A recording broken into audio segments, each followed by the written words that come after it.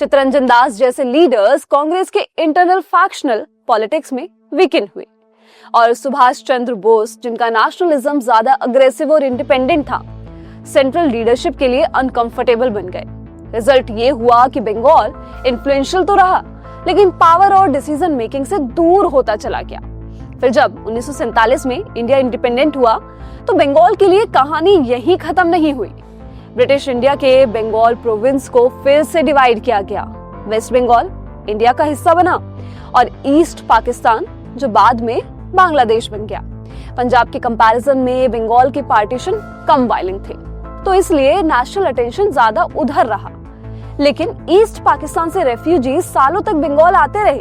Housing, jobs, resources पर pressure बढ़ता गया, लेकिन नेशनल प्लानिंग में बंगाल के लिए सस्टेन्ड सपोर्ट कभी प्रायोरिटी नहीं बना।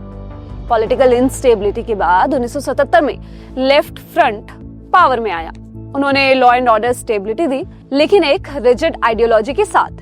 प्राइवेट इंडस्ट्री पर सस्पिशन, एडवर्सल लेबर पॉलिटिक्स और इन्वेस्टमेंट का ग्रेजुअल एग्जिट शुरू हो गया। 1991 के बाद जब इंडिया लिबरलाइज हुआ, बंगाल लार्जली उस ग्रोथ वेव से कट ऑफ रहा। यहीं से इकोनॉमिक गैप परमानेंट जैसा बनने लगा। बंगाल की कहानी डिक्लाइन की नहीं है, ये ड्रिफ्ट की कहानी है। एक ड्रिफ्ट जो नेग्लेक्ट, पॉलिसी गैप्स और मिसअंडरस्टैंडिंग से बना, सेपरेटिज्म से नहीं। और आज जब इंडिया ग्रोथ को डिसेंट्रलाइज कर रहा है, रीजनल स्ट्रेंथ को रिकॉग्नाइज कर रहा है, बंगाल को वापस सेंटर में लाना कोई फेवर नहीं है, ये एक स्ट्रैटेजिक नेसेसिटी है।